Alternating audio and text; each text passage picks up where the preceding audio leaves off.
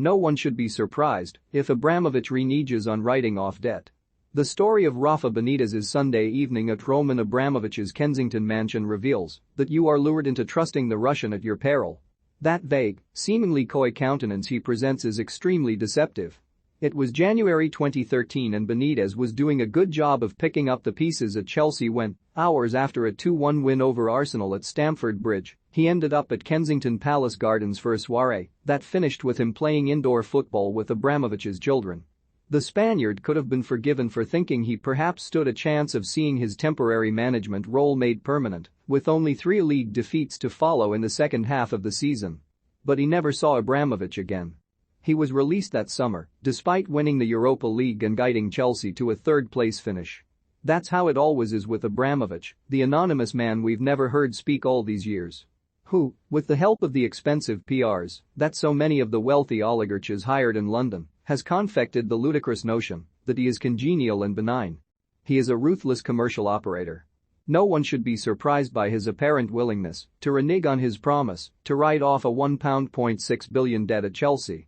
If Abramovich had any sentiment whatsoever, then you imagine his own family history would have moved him to challenge, privately, if not publicly, the destruction of lives, families and homes in Ukraine by his arch-protector Vladimir Putin. Abramovich's grandmother, Fina Grutman, was a Ukrainian who fled to Russia at the start of the Second World War with her 3-year-old daughter, Irina.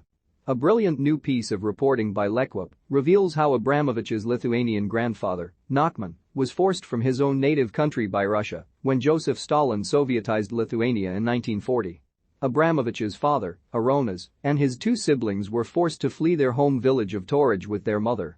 They would never again see their father, who was killed on a construction site while in exile.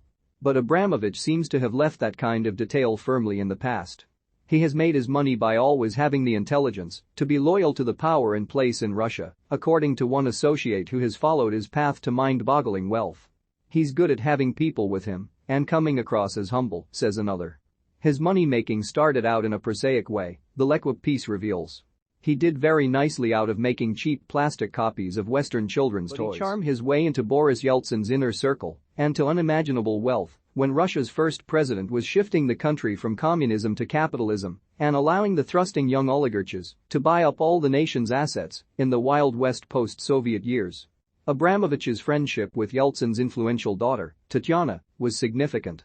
Then he charmed his way into Putin's inner circle, despite Yeltsin's despotic successor's utter contempt for the oligarch asset strippers, as he viewed them, and for Yeltsin. One of the dozens of witnesses interviewed by Catherine Belton for her award-winning book Putin's People offers an insight into how Abramovich somehow managed to become a Putin acolyte too. Flattery. A row of fine Italian suits and shoes had suddenly appeared hanging in the hallway of Putin's residence, courtesy of Abramovich.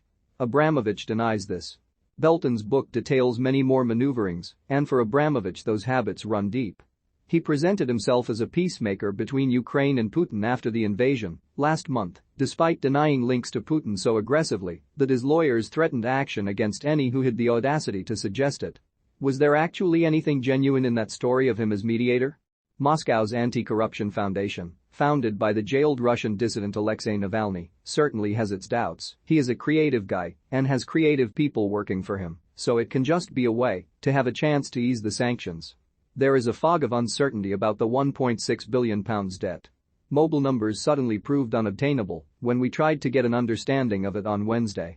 No comment today from an executive who appeared to have a link to Cammerley International Investments, to which the small fortune is supposedly to be transferred. Football talk might seem simplistic amid the unraveling of such unfathomable levels of wealth, but sometimes it can offer insight.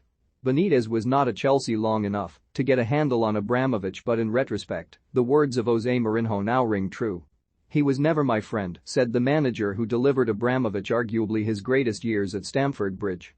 "We always had the relationship of owner-manager. A very respectful relationship. We were never friends, never close to each other. So, no. He is just a person that I keep respected."